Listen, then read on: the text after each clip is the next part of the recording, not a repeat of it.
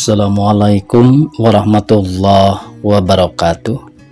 Pemirsa subscriber dongeng Sunda Mang Cecep Gora Bacep anu satia satuhu manco di payunan HP sewang-sewangan di mana wae ayana dina dangat ayana urang neraskeun hanca dongeng kajen pisah manan serah bagian ke-18.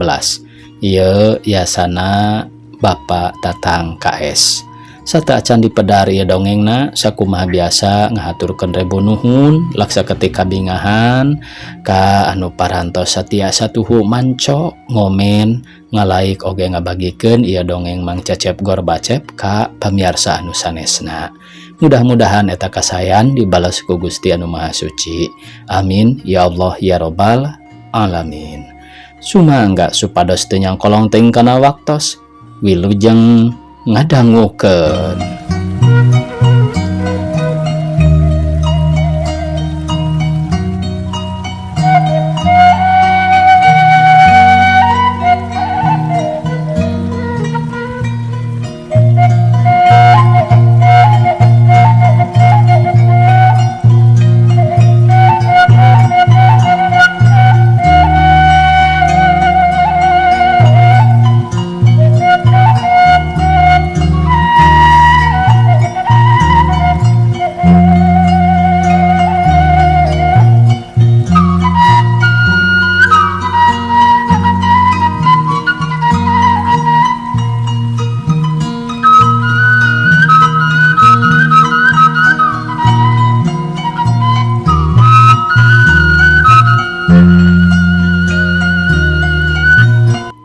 Reg eta anggota teh cicing tuluy ngadoa seren sumeren raga jeung nyawana kanu kawasa boga maksud deuk bakti ngorebankeun jiwana hayang malas kana kakejaman pihak musuh. Anu teu sakumaha lila eta anggota TNI teh tiarap deui ngadedeukeut gudang senjata jeung peluru bari ngeukeweuk granat 2 siki. Barang deuk asup pisan manehna katohyan kudu ngajaga. Hopot coma, siapa itu?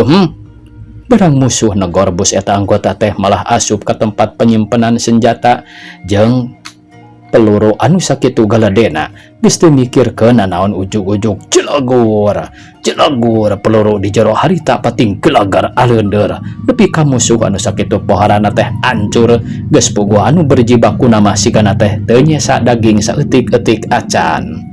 Akhirna pertempuran jadi eureun tembakan jarempe kantun seuneu ngabubulak haseup meuni buburialan ngadingding di awang-awang. Leungit cahayana seuneu anu ngagebor timbul ti belah wetan cahayana suryah ibar semu beureum ciciren geus deukeut ka wanci beurang anu teu sakumaha lila hayam raongkong korongok. Tidinya mah sakabeh anggota TNI anu saralemet kakara bisa baralik ka masing-masing asramana ngareureuhkeun kacape urut bertempur sapeupeting anu sakitu poharana. Kunaon ngahulang bae maneh teh yeh? Tanya Serma Sutawijaya.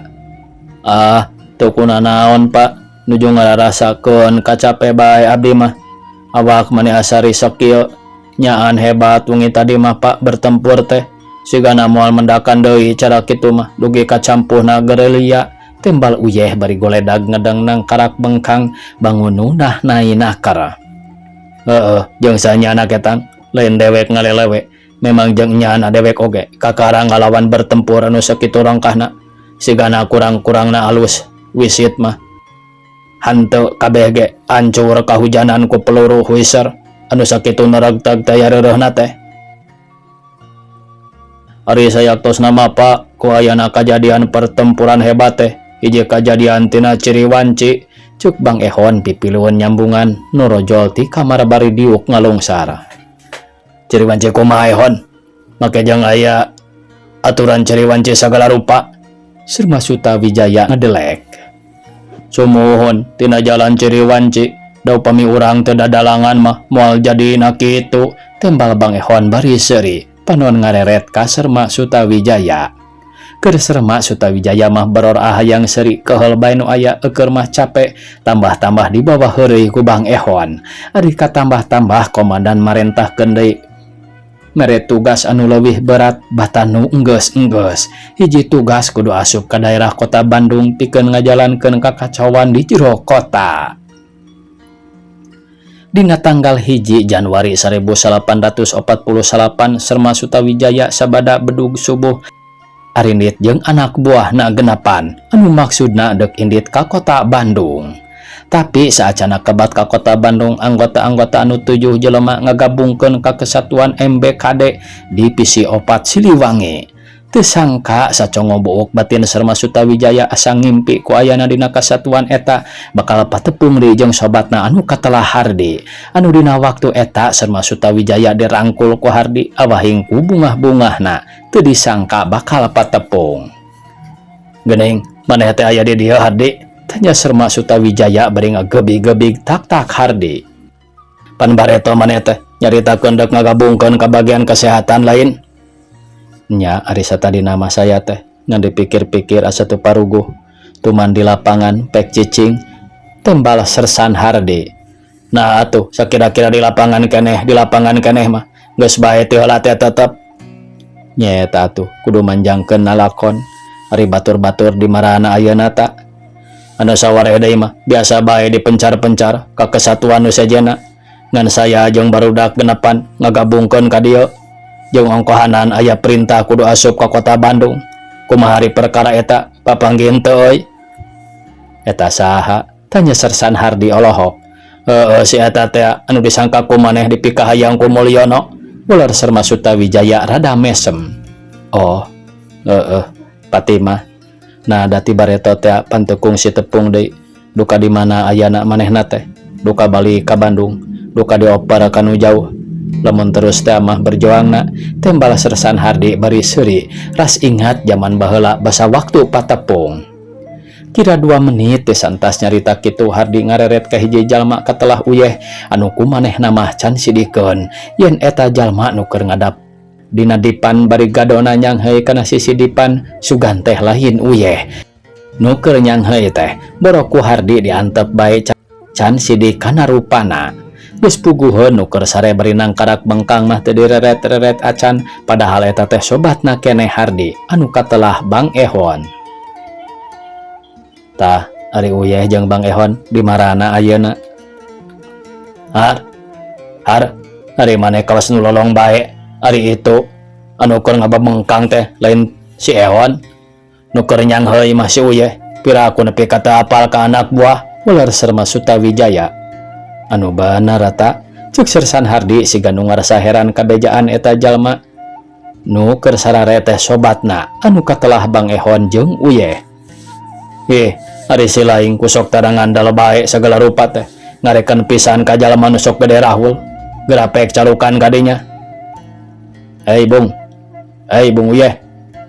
Hei," cek Sersan Hardi ngageruan uyeh bari jeung heureui. Ngadenge sora nu nyalukan kitu uyeh cengkat bari panon mencerong kanu nyalukan keur ngajanteng jeung Serma Sutawijaya di buruan. Sanggeus sidik kana rupana anu ngageruan uyeh ngorejat hudang turun tina dipan, teu sirikna ti tuturubun kalawan teu inget yen dihandap aya jalma keur sarenang karak bengkang nepi ka beutungna katincak. Astana pajaratan dolo itu bapak," cuk uyeh bari tituturubun tina dipan. Leye beuteng Bang Ehon katincak wat ngoceak awahing kurewas jeung nyeri. "Wow," cenah. Bang Ehon ngagorowok tarik nakar asa kabawa kana impian nu ninca kana beteungna teh. Samalah uyeh oge jabana reuwas kudu ngoceak teh suku nu kenca make tikud awat kana sarung Bang Ehon atuh gadabut bae labuh. Cungcurunganana titeundeut kana Bang Barung kuat kabiwir uyeh nyengir. Waktu uyeh nyengir ngararasakeun cungcurungan titeundeut teh ditimpa ku Bang Ehon neke kana sirahna mani ngabeletrak tarik nakar. Sia was teuing kitu mah jelema beureuh gadung meureun teu popogoh beteung batur ngadon ditincak situ uyahan ye sakali deui gara ku peletokna embohan, cek Bang Ehon bari deuk neke deui ngan kabur uyeh ngejat tuluy nyamperkeun ka Sersan Hardi. "Aduh Pak, aturan teuing geuning bapak teh aya di dieu." "Nya yeh teu sangka sugan teh moal papanggih deui," ular Sersan Hardi bari seuri. "Nuhun atuh Pak, kempel deui mah nambih-nambih regreg hate keur abdi mah. Sumpana oge daek berod tembal uyeh ditungtungan ku ngucapkeun sumpah kitu anu ceuk pikir nama nyindiran ka Bang Ehon anu harita keur aya tukangeunana bari seuri nyerengeh. Daek peletok meureun lain daek berod, ceuk Bang Ehon bari beletrak neke deui sirah uyeh. Sugan burung jelema teh hayang nekean bae hulu batur mun asaan yeuh ku si laing, ceuk uyeh bari malas neke deui ka Bang Ehon leuwih batan manehna. Bakunakar ari geus heureuy teh aing mah di mana-mana si uyeh jeung si Ehon mah kudu bae getreng kawas ucing jeung beurit, ceuk Serma Sutawijaya. Cing atuh euy kudu boga palikiran da si laing teh lain bolon.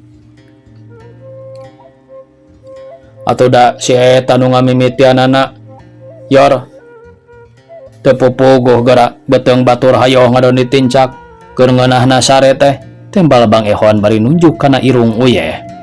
Nya dewek nu mimitina ngan di jalanan ku si laing di dinya burung di dieu sesana, ceuk uyeh bari ditungtungan ku seuri meni ngagik-gik samalah keur Serma Sutawijaya oge tungtungna mah lain keheul hayang seuri bae nu aya ras kula lampahanana dua jalma. Pak, ceuk uyeh nyarita deui, dupe ka kota Bandung teh iraha. Nyaho teuing kumaha engke bae diparentahkeun anakku komandan, ular Serma Sutawijaya. Sanggeus nyarita kitu Serma Sutawijaya ngaleos ninggalkeun Sersan Hardi jeung uyeh katut Bang Ehon kulantaran ningali komandan ngagupayan. Saudara Suta, besok kamu berangkat ke kota Bandung bersama anggota-anggota untuk menjalankan apa yang telah saya tugaskan tempo hari. Silakan anak-anak beritahu untuk berangkat besok hari. Siap, ular Serma Sutawijaya bari mere hormat kalawan sikap tegak. Geus kitu mah Serma Sutawijaya ngaleos ngabejaan anggota-anggota anu deuk berangkat ka kota Bandung. Di antarana Sersan Hardi oge kabawa. Isukna samemeh deuk indit ka kota Bandung, Serma Sutawijaya dipanggil deui ku komandan anu maksudna komandan tayalian deuk mere penerangan pikeun ngalakukeun tugas ngacaukeun di kota Bandung. Bari sakalian harita Serma Sutawijaya ditaekeun deui pangkatna jadi letnan muda nyakala jabatan sebagai kepala staf. Saudara Suta, sebelumnya kamu berangkat, terlebih dahulu saya akan memberikan penerangan dahulu. Nanti jika sampai di kota Bandung, harus menyerupai sebagai rakyat biasa, baik akan dagang atau apa saja kehendak kamu dengan anak-anak.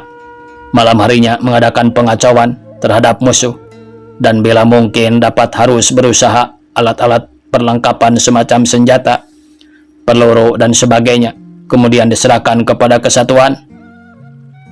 Untuk asrama kamu dengan anak-anak di daerah Bihbol sebelah selatan Citarum, sekian harap diperhatikan dan dilaksanakan sebagaimana mestinya. Siap, ular Serma Sutawijaya ngahormat ka komandan anu satuluyna Serma Sutawijaya jadi letnan muda. Kira pukul 4 bada asar anggota-anggota anu baris arindit ka kota Bandung kabeh geus karumpul kalawan keur merhatikeun parentah-parentah ti letnan muda Sutawijaya. Saparapat jam tisantas mere pengumuman harita keneh arindit ka kota Bandung anu dituju ka daerah Bihbol. Dina sadatangna ka daerah nu dituju pikeun anggota-anggota saurang oge teu aya nu ngatarakeun maneh tentara da puguh sasatna aya dina lingkungan daerah musuh. Gawe salila aya di dinya teh tayalian mun ti beurang ngalidar masing-masing tugasna, di antarana aya nu buburuh macul, nu dagang jeung sabangsana ngadon usaha di jero kota bari ngintai kaayaan musuh. Lamun ti peuting gawena laliar nareangan mangsana ngacaukeun pihak musuh, kadangkala diayakeun culik-menculik anu lain saeutik hasilna tina nyulikan pihak musuh di kota. Dina hiji poe kira-kira pukul 4:30 sore, Sutawijaya ngariung jeung anak buahna kurang leuwih 8 jelema di Lio, tempat nyeunan bata anu maksudna tayalian keur baradami pikeun ngacaukeun di kota. Kira 10 menit disantas nyarita teu kanyahoan kurunyungna ujug-ujug gok bae aya kenil nyamperkeun kanu keur ngarariung atuh kaayaan jalma anu 8 dina waktu harita ngagarebeg. Mun geus teh mah asa pasangrok jeung maung ku ayana tentara kenil nyamperkeun bari nanya. Ngan untungna teh bari saakal jalma nu tujuhan arapi-api meresan bata sawareh ngaluluh taneuh pibataeun ngan Sutawijaya anu teu ingkah teh. Kenarawan aya di dieu? Tanya tentara Kenil ka Sutawijaya bari beungeutna dipencrong.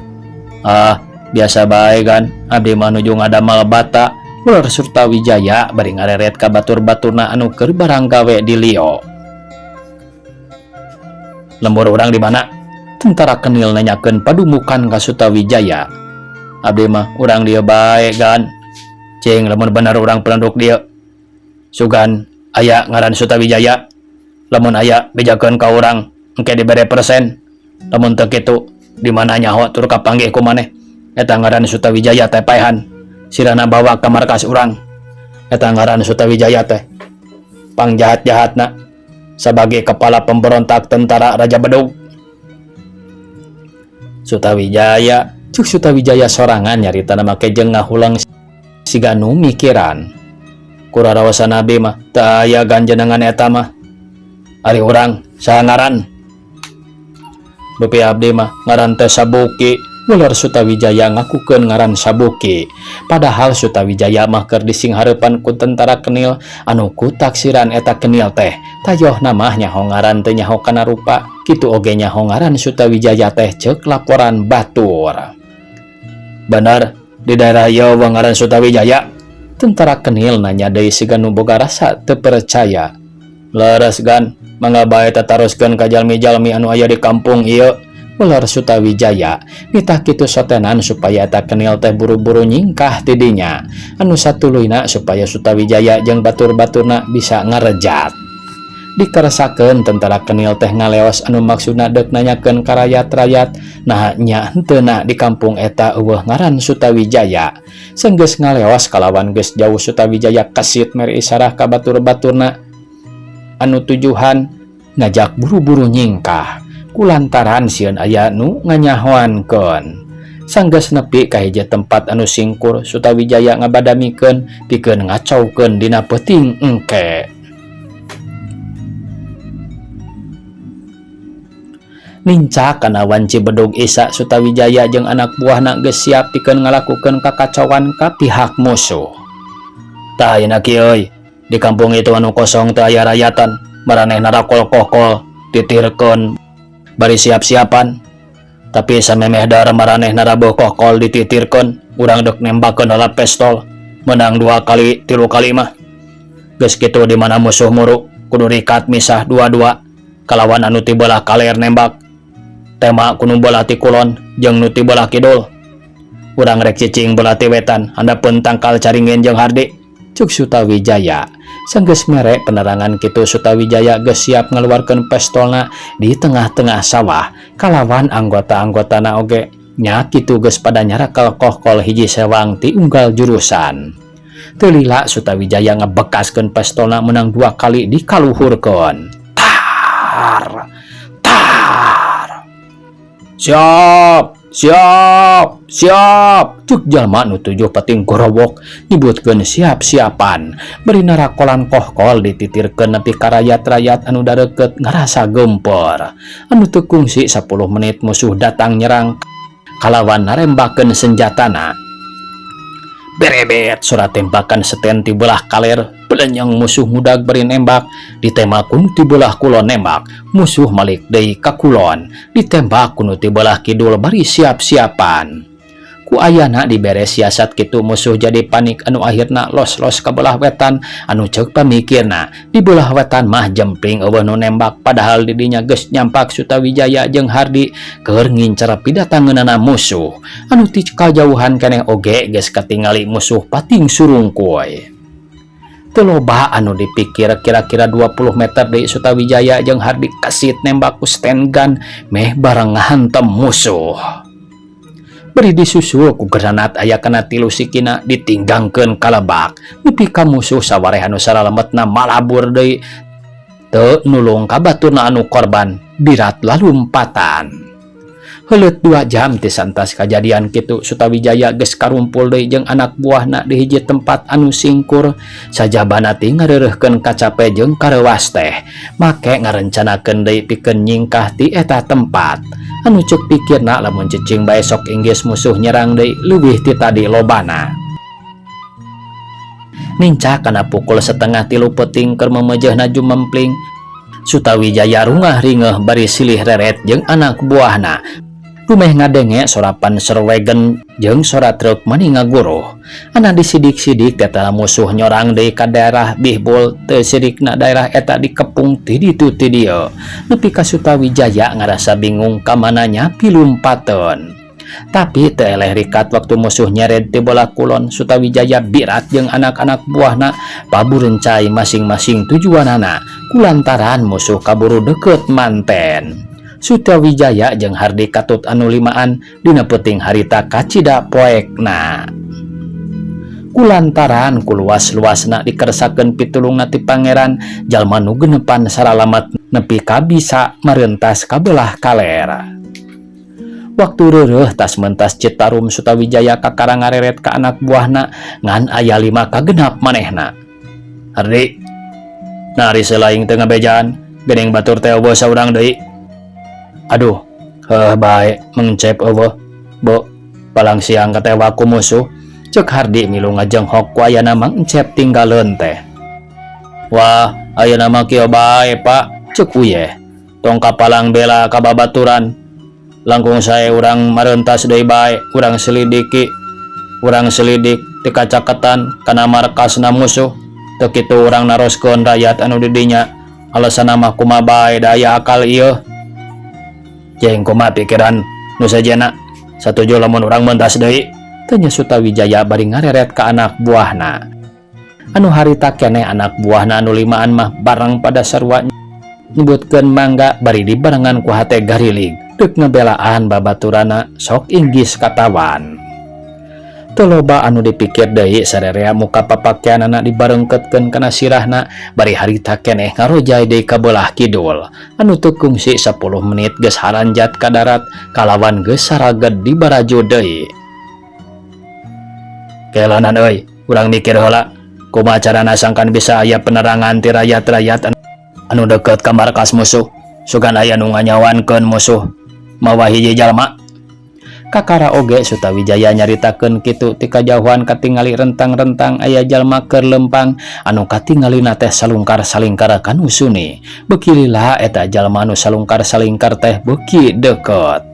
Barang disidik-sidik ku Sutawijaya jeung baturna sing horeng Mang Encep atuh gancang bae dicalukan kitu oge kuat ngarenjag. "Cep, tas di mana?" tanya Sutawijaya. "Aduh, Pak, bagja tepang deui. Puguh abi teh katewa ku musuh, ngan untungna teh aya nu nulungan hiji jalmi anu boga warung caket markas musuh. Diangkeun abdi tukang cau, sok nganturan ka markas Belanda," saurna teh. Ular Mang Encep bari hatena mah ratu keneh. "Kungsi urang dibawa ka markas musuh?" tanya Hardi. "Puguh bae kungsi mah, ngan teu kaburu disiksa kulantaran kaburu aya nu nulungan teh. Ngan saya mah watir ku hiji awewe siga-siga nama masih gadis keneh. Awakna geus ruksak balas disiksa ku kenil. Titah ngaku yen manehna bekas pejuang. Ngan muji saya mah cacak ditangtungan awewe sakitu geus ripuhna ku ditenggolan. Jaba disetrum teh weleh teu daek ngaku bae. Sigana batan ngaku mah kajeun paeh. Ngan nurutkeun cek gerentas anu nulungan saya mah eta awewe teh benar urut pejuang, ngaranna teh cenah mah Patimah kitu." Ular Mang Encep.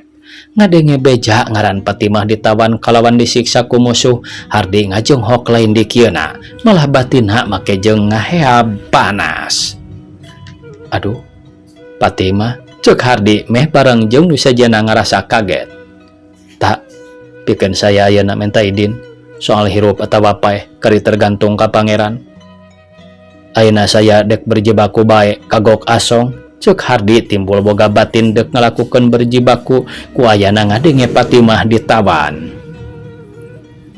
"Pak, soal bapak berjibaku kanggo siawan siap sedia ikut korban," Cuk Bang Ehon boga niat paeh hirup hayang babarengan ku ayana kecap kitu ti Bang Ehon. Akhirna jalma anu 8 toh pati sararea deuk ngabelaan hiji pejuang wanita nu ditawan. Geus pada gilig mah jalma 8 arindit jalan mapai-mapai kanu suni pating kurubut dibarengan ku hate luas banglas. Geus puguh keur Sersan Hardi mah lain caturkeun kaluasna teh da puguh sasatna ka buah hatena. Kira 50 meter deui ka tempat penjagaan musuh sararea pada ngarandeg nyerangkeun ka Belanda keur ngajaga di pos beri kuluntang kulinting ka ditu ka dieu.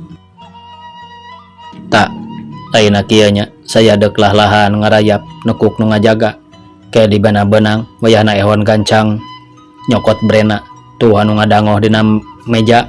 Ceuk Sersan Hardi bari netep kana beungeut Sutawijaya anu katingalina Sutawijaya mangsa lempangkeun kana permaksudanana Sersan Hardi. Tapi dalah sararea ngerasa salempang oge kulantaran kekeh maksa nya akhirna ngajurungkeun oge beri sararea pada ngadoakeun kana pamaksudanana Sersan Hardi.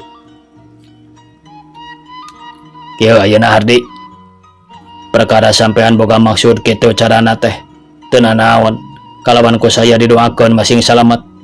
Ngan saacana kitu saya deuk nanyakeun heula, eta kira-kirana boga maksud kitu teh benar-benar geus gilig pikiran? Lamun sakira rumegag leuwih hade entong tulus, taya hasilna mana maneh gugur anu dibelaan tetep dina tawanan jadi kateu teu ari ceuk urang mah.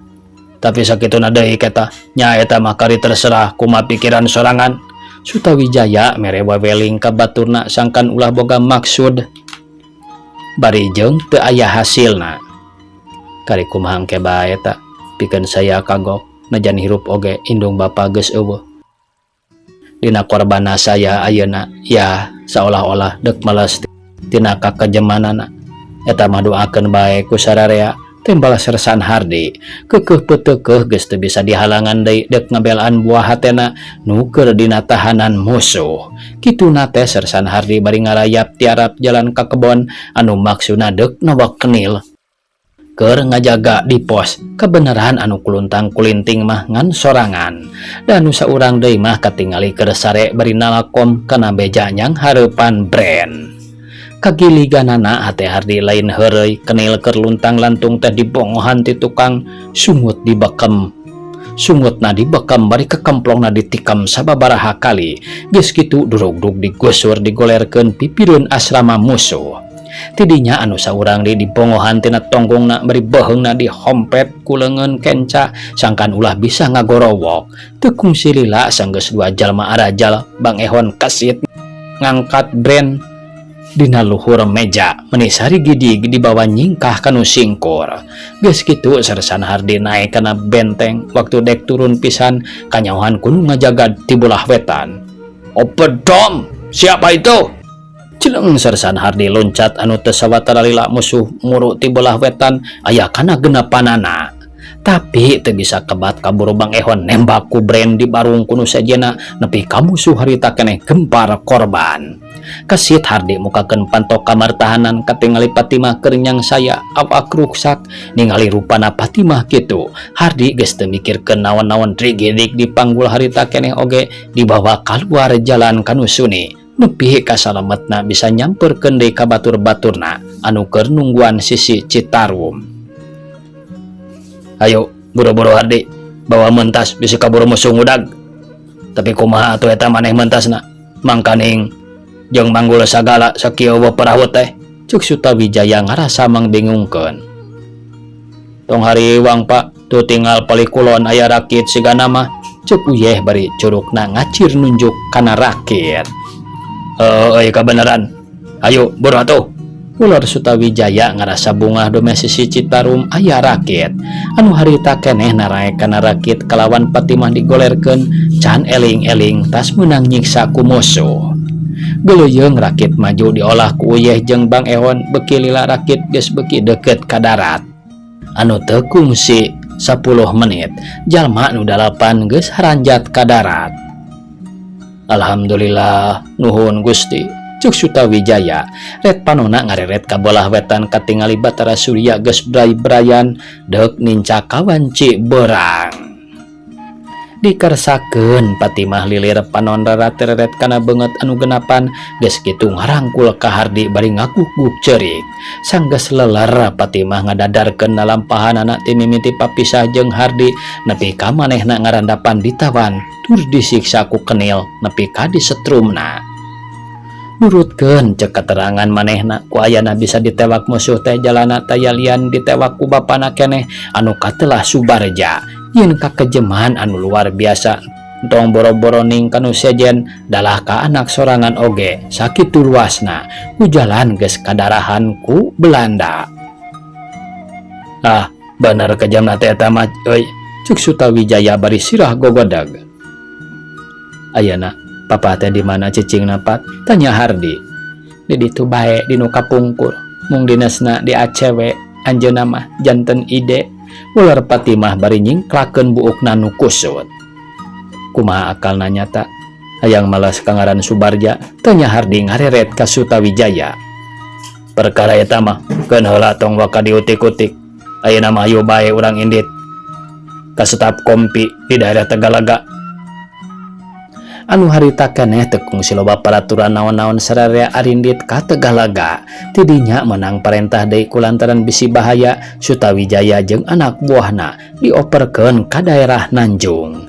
Di daerah Nanjung masih keneh diincer-incer ku pihak musuh nya pindah deui ka daerah Cijerah nampung barudak urut pejuang.